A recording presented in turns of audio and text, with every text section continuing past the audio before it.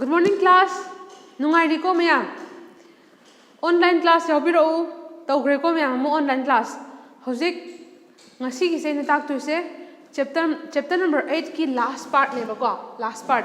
Silor ba matung da sarama mu chang kani ba. Sar duna koi gi magi part ang tak la kani ko. Adu da sir du ju phasana yam phasan tak bane mayam phasana cooperate tawbiro ko mun ta biro aduga sida aina haizening ba ja idoga tamdoine ozaduna zoology ki part ne ko aina botany ki part ne adu khaidok naraga takmina doine aduna ngasi ki topic se areba se yengasi ko si yengringe mamangda aina haizagi bagi matungina noi loina mak boy kolom bar ga ready le ne thajai ko leitrasu leibiro ko aduga notes se moi notes tha gradaine adu singat piro aduga paba horo ya maruni ko se je heng wa exam yam da dum hangdo lerabane cell je kari no khanga kan nang cell manung da toriba function mayam do cell kari yawi no kamain to ino habdo lema khangak tuine ba ko aduna cell je kari no habje khangna bagi da makta ne ba si chapter sai hana bai khachara ise ko hojik cell je kari no se hoina phajana khange last ta khoina jik tam do je nucleus hai se ne ba atai loin tam na cell organelles adagi magi membrane jingba loi tam loi natra hojik khin tam do je nucleus ne ba nucleus na han mamang gi class ta ina part ma che am ta am ba ne ba sina ngasi na makha gi part am ta tu ne ba ko ida nucleus se ina hai gi bagi matungina sumaina cell ama sumaina lei matam se da akhoi gi mayai da oigra na katang na kan do ra khara muraga lei ba jaga se si nucleus din hai gre nucleus se double membrane ko pesun han hai gre aduga double membrane ko pas da magi mapan ye khre ko na han magi mapan thangma layer do endoplasmic reticulum ko continuous oraga samjina bai mongna chat khina jo hai gre na han ko ada si nucleus da nucleus se magi manung se cell gi manung se cytoplasm ko badona cytoplasm ko ba sumaina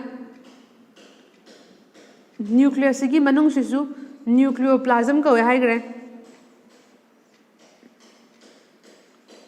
si sibuna nucleus ne hai gre nucleus ki manung sibuna nucleoplasm ne hai gre nucleoplasm se da akoina dna karigram yam se taurga lei hai bane ada cell dugi phase magi stage tu matungina cell dugi stage dugi matung ina ko haidi cell je karam stage te leino hek divide oraga nauringai gi young stage la khare ga growth la kanda ma se mature stage la tora o mature stage la matung de cell division amuk higher ba cell je amko su masa pokthok tu ne cell division tarok tu ne atar ga di cell division taw matam se dei da kari ahong mala ai ha ba loina mak lak tu ne ba adu sumaina cell stage la riba sida cell stage la riba sida sida adu gi stage tu gi matung ina nucleus ki mawong su khena ga ni ba kaigumba kandana nucleus se kopselaga musuk muna haidi membrane ko shelaga musuk muna leire interface matam da ko kaigumba kandana nucleus ki nuclear membrane je kai thagra kanda chromosome ina thola kanda hayeng wai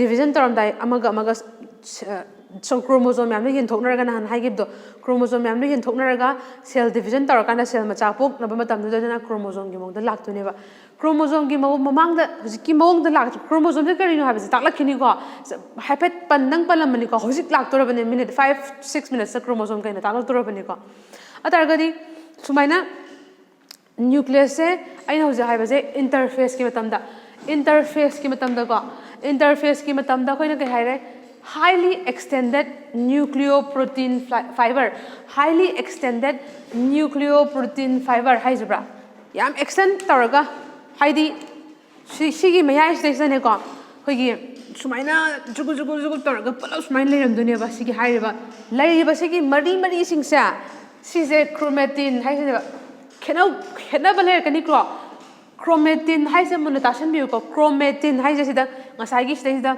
dna kari grase pack to drunga haibadi packing phasana coil toraga tasel laga chromosome same dream mana chai thoga leibagi se ko asdane aduna ne ba mana extended nucleoprotein fiber haise ko adu maina leini matam du chromatin kaure hareba adu sida haise I'll speak the same in English again like see in this nucleus in some stages of the cell especially here in interphase stage the nucleus is surrounded by its nuclear membrane and inside it the DNA materials are scattered and present in the form of highly extended nucleoprotein fiber, which we call as chromatin. Like this, they lie in the scattered form, and this is called chromatin, and this is called chromatin. When the time comes for cell division, this chromatin will be packed in the form of chromosome.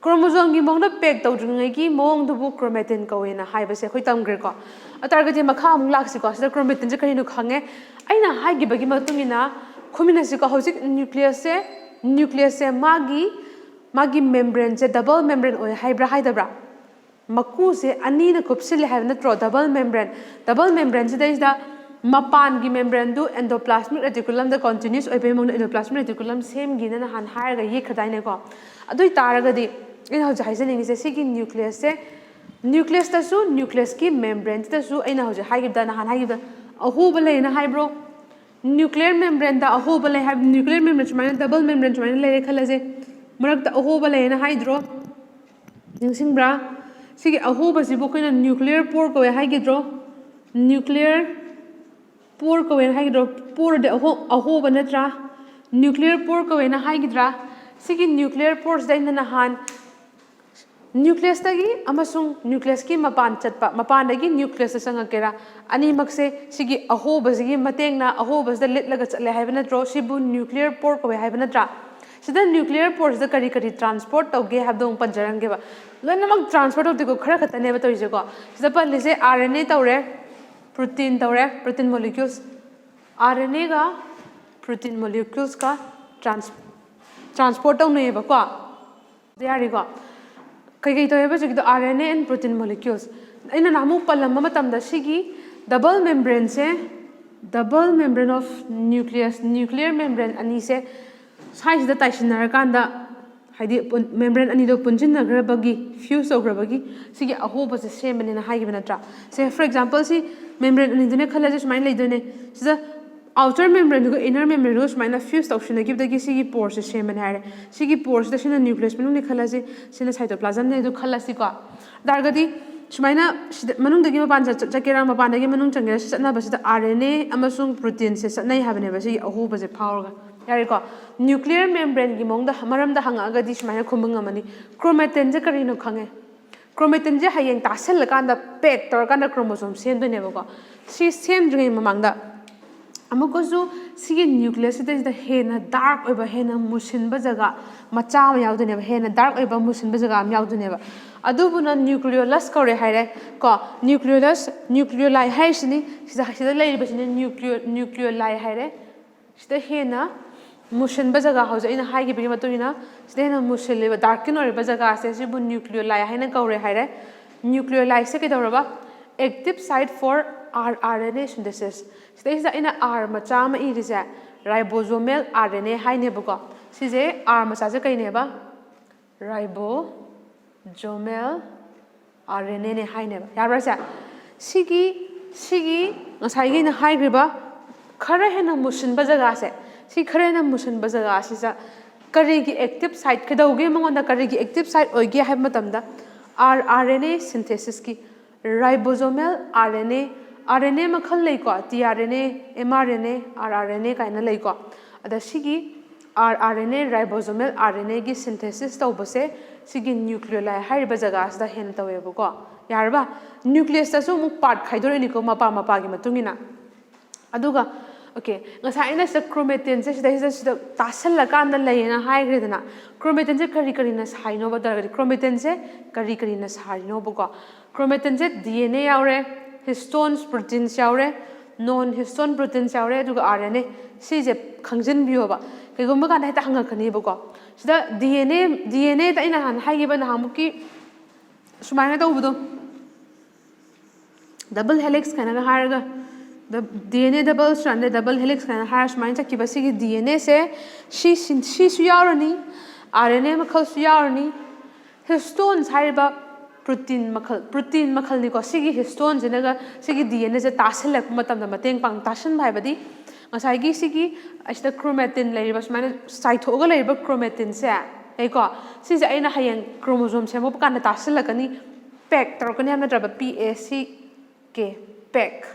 Haidi achapot pack tawdo adumaina sigi chromatin saithoga laibisu pack tawraga chromosome semdoni na haigiba natra. Chromosome swanga tawbu chromosome do semni na haigiba natra ba.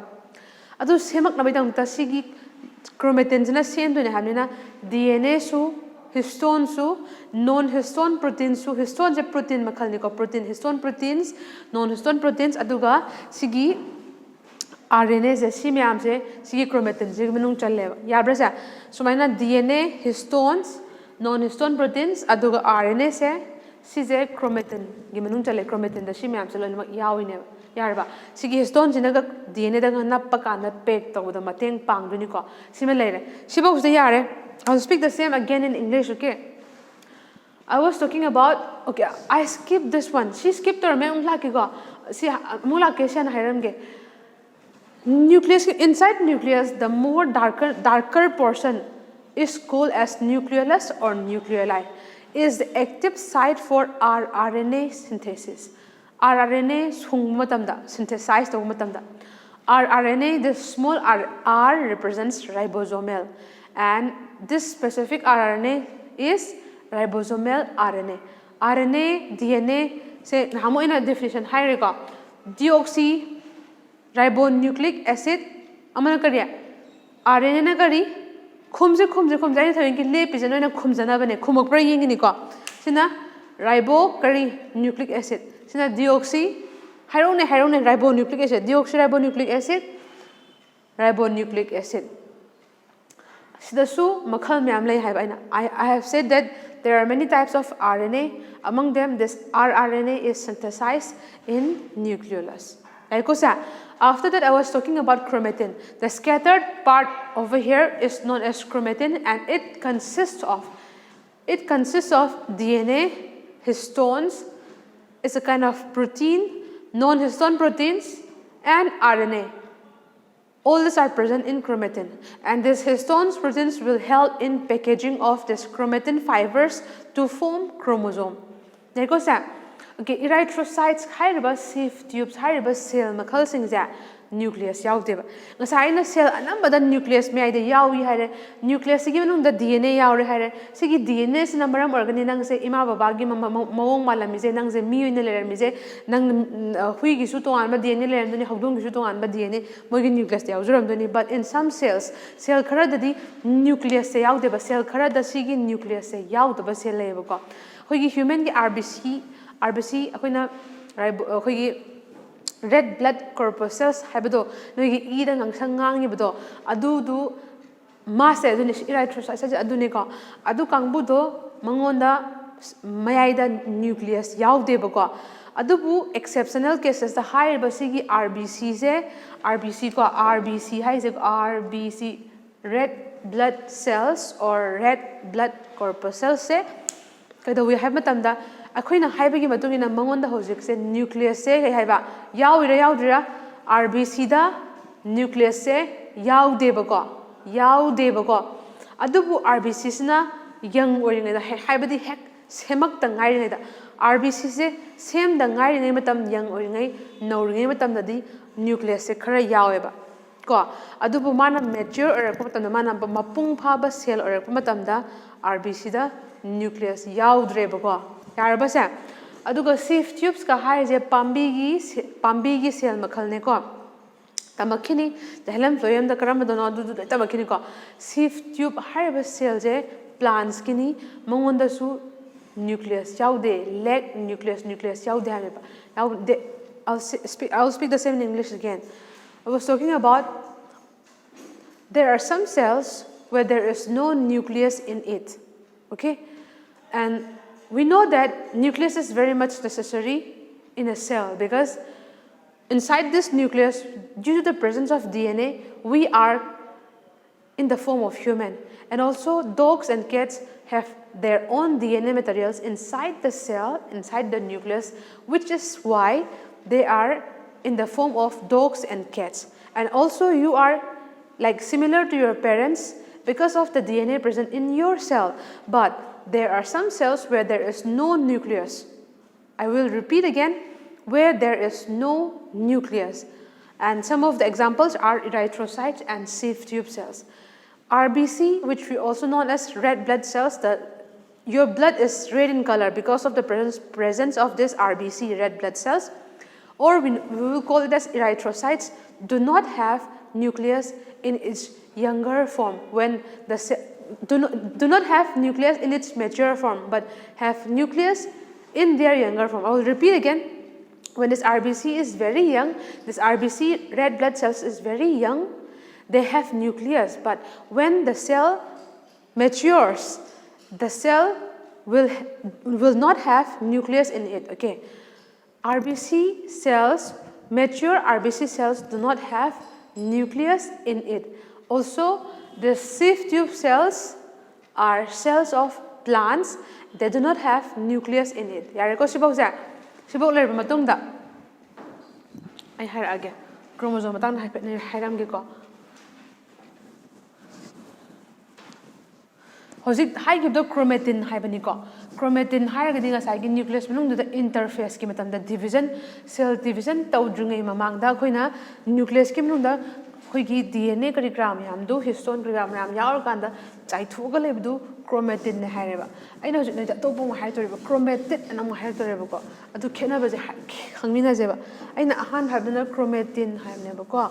Hojik na mu aina hojik noida ngasai chromatin do tasellaba matungda cells na division taramdaida akoina chromosome olani ba ko sumaina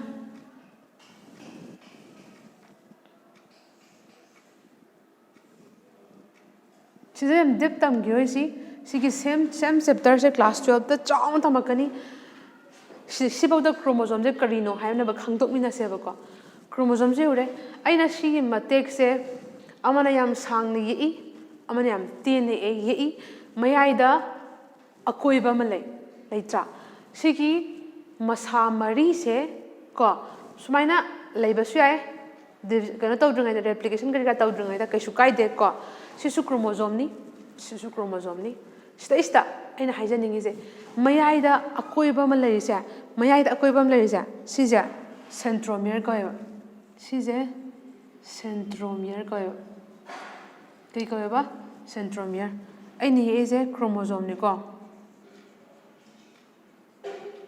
sigi centromere sina magi masa mari se natraga ani ja phazil laga mayai da leirani ba ko sibo bos yari ko aduga marker ma do som leire hore sigi centromere sigi mathakta disc ki mongda manak na disc ki mongda amal leidune ba DISC disc ki mongda manakta amal leiba sigi yam kana maru badi oide term se khanghau se haidan ibani ko yam kana maru badi oide sigi centromere sigi mathakta disc oina macha amal leini ba ko sibu kinetochore ko ni ba kinetochore yabra kai ko ba kinetochore ko yeba ko sibu si yari bra yare khena ba ja khangmiu ko mayai da leriba akoi ba sibu centromere gi hek mathak ta leriba disc shape oiriba maru se ani se sibu kinetochore mayai da gi haure ko mathang da lakhe ba akoi na hojik khange madudi monda makhut mari pale makhut mari ja arms haina dum haini makhut oiba gi ko aduga aten ba ja aten ba kangbu leini chapmana ba kangbu leini aten ba kangbu ja sibuna short arm hairani ba ten ba gi short arm aduga asang ba sina sang ba gi da magda long arm hairani ba and chromosome makhal mayam tamakani says the chromosome khuti magda long arm short arm loina leini haib leite chromosome dagi matungina magi songi arms ga sangma manarak pasu yai manarak ta basu yai yam khena basu yai adugi types of tamak se ko adu tanri mangda ina haije khara ten maduna short arm kore khara sang maduna long arm kore yabra sa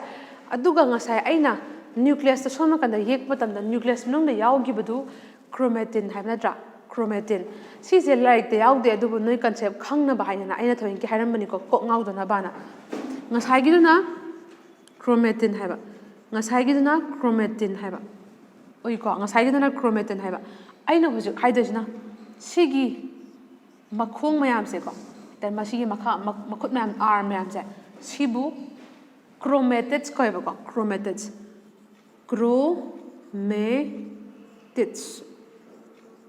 sina chromatin sina chromatids yabra sa yabra si yaude ko like ta aina thoin ki hapam mane ko chromatin sina ngasai nucleus ki manung da semna nucleus manung sumaina chu sumaina sai thoga lei haiba fiber dubna chromatin DNA ke kam amne sina tasala kana si semak to na bane adu si masa se si su chromatids ni ko si su chromatids ni si su chromatids ne ko si zo ko si sabmana ba chromosome gi sona kan lai ba masa ani sibu machin manau oi bagi damak sister chromatids ko ni ba sister chromatids sida homologous haiba heterozygous haiba chromosome laktring ma adu sangsel larase sida yaude ba ko yaude sangsel larase sida adu sangsel ba kan no ngaurani ba adu isam samna si je chromatids ko hi khangjalo adu si chromosome am khak sida ja makhut ani manari ja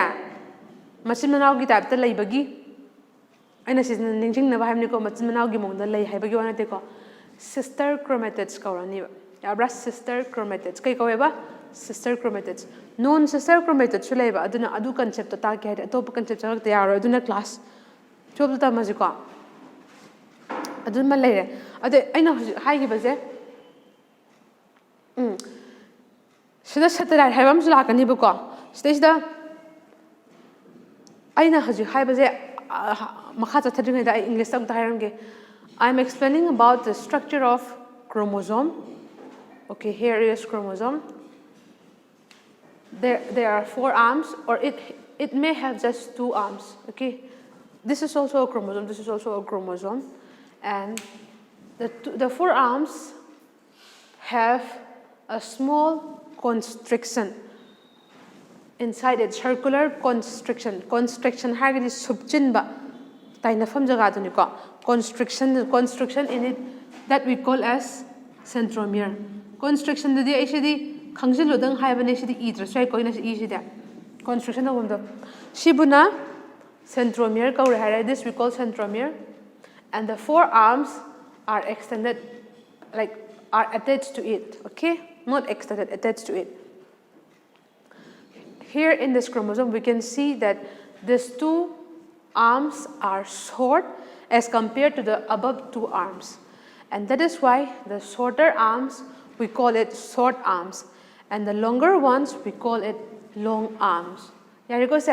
And this specific 2 arms present side by side, we call it sister chromatids. Chromatin is the one fibers present inside the nucleus, but this chromatids, one is thin and another is stitch. This chromatid is this arm itself, like which presents side by side in the same chromosome. And these 2 chromatids, we call it sister chromatids. This is not present in your syllabus here, but still I have mentioned so that you will know the distinction between chromatin and chromatids. But you will learn about the sister chromatids and non-sister chromatids in class 12, or maybe in 11 also. Let's see. Okay, so till here shibok the khange shibuna constriction shibuna primary constriction is high niko sija shibuna centromere ko reba ko. Okay, this constriction ja may I the lergadi primary constriction high ne basa the p habsan gain has the p dang high ko primary constriction high ne ba kaigumba kanda sumaina arm singigi makhut singigi matonda ai daijar ki ko makhut singigi matonda sumaina constructor shalaga leibi yawa yabra man constructor shalaga leibi yawa ko shibuna primary constriction high rabanina shibuna secondary constriction high raganiba aina sumaina yekpa singsalo action bi hoba adum yenga tat khino ba aduna ne aina boy ko lom pa yo haido ko secondary constriction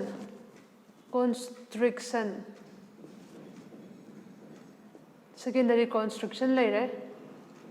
Aduga, suppose Jarika. Sise satellite has Honaniva satellite. Maming se secondary constriction se satellite has Honaniva. Maya the Targana primary constriction centromere hire. Mathakta Sumaina constrictor of a subsilagasularum was my semen target distribuna secondary constriction the drug satellite hire. Okay. Sigi centromere se Maya the Chapchana remedy. Sigi centromere se I have to get Maya the Chapchana lemma Mina and the swam the labor Sigi hang Masiga, swam the labor hang Masiga, Chap manner. Some the labor changa, some the labor changa. Centromere se Maya the Lermaba, Som Gilling Siga, Som Gilling Siga, Zap Manaramaba, Adui Targadi, Adugum Makalgi, chromosome do, metacentric chromosome, Haniva, metacentric chromosome. Yabra. The Kaidor doze, Mariton Kaidore, says the Kaiza chromosome sida. Centromere se kadai the lake, hybriduki matungina, position of the centromere matungina kaidorokbaneva. Centromere if the centromere is present in the middle of the chromosome where both the other arms are almost equal in length. Since the centromere or the primary constriction is present in the middle of the chromosome. We call it metacentric chromosome. This classification of chromosome is based on the presence of centromere in which part of the chromosome. Chromosome the yariba centrosome the position gi matungina khaidopaneba. Aduga kaigumba sub metacentric haragadi kitang hoigi center dagi khara chathokraba. Center dagi chathokiba taraba. Ko center dagi centromere Chatokra, the label Mutanakan the Tokraba. Other sub metacentric hieraniva, sub metacentric. Sibos Yara, Aduga, acrocentric hierana, Amuka Karana Tokraniva, Aduga, picture picpa, satellite genetic of picture picpa, chromatin ka, sang Magasiamaniva. Sta short arm, long arm from or aniva. Station Budiuka, Sina may I the Kitang Satokpa, Sina may I the Gi, Karayan as a Tokra by time. Aduguna acrocentric hieraniva. Centromere shim chatokranico may I the ya. Yabrasiposa. Duga, telocentric hiergana. Bramatai, they talk about that. Telo had matai the go. They talk about Smina. Yabra, Smiley talk guitarba. Targati, Canano like Dushemataida, Kumsiba. Centromere shimatai like talk guitarba. The targati, telocentric corniva. Yabrasiposa. I'll repeat the same again in English. The primary construction we call it centromere and the secondary construction we call it satellite. And this primary construction, if it is present in the middle of the chromosome and where the length of the arms in opposite sides are of almost equal in length, since the centromere is present in the middle of the chromosome, such type of chromosome we call it metacentric chromosome.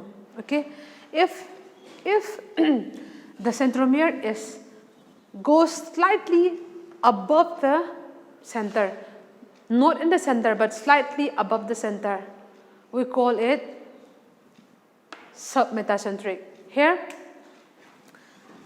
the centromere just goes little up. We're talking about centromere, position of centromere. Instead of lying in the middle of the chromosome, it just goes slightly above the center. That is why we call it submetacentric chromosome. If the centromere further goes away from the center, forming into short arm and long arm, we call it acrocentric chromosome. Again, if the centromere is present at the tip of the chromosome, we call it telocentric chromosome. I hope you understand till here. We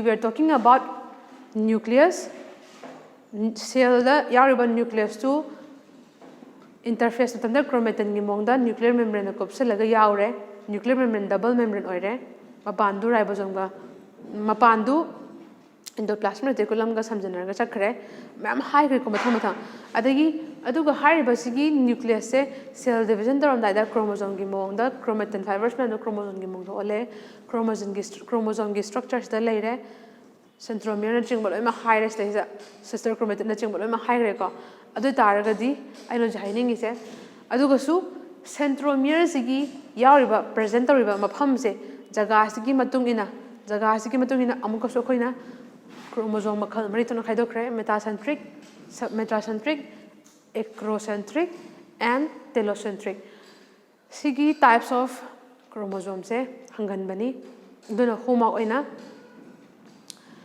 sida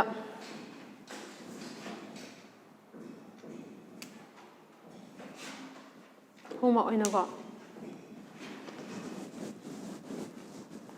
aduga ko noigi magda maram upam yawe ko haidi homework se chumring bio aina ga yenga thagi sa do phuji tharak ka sukaide matam numitu gi date irakanda dum void da ibiram aina heng notebook to lakhot pa matam da ko adum khangni ba nangi tawi homework se matam no tawira hauji ta sinji laira adum khangni ba ko aduga truthful oi ba mi dune ba aina yam harau jaise ko adu hauji adum taw thokpio ba ko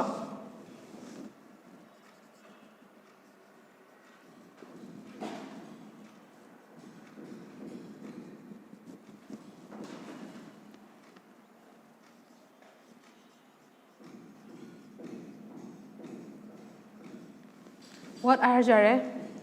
Explain hamna phajare. Explain taro khara sang nayo. Explain the types of chromosomes.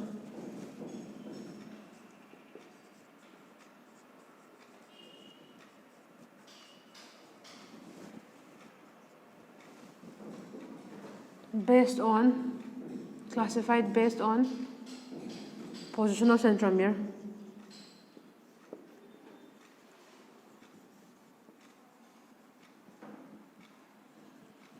Centromere की position की में तो इन्हें खाइदो क्रिबा chromosome types तो classified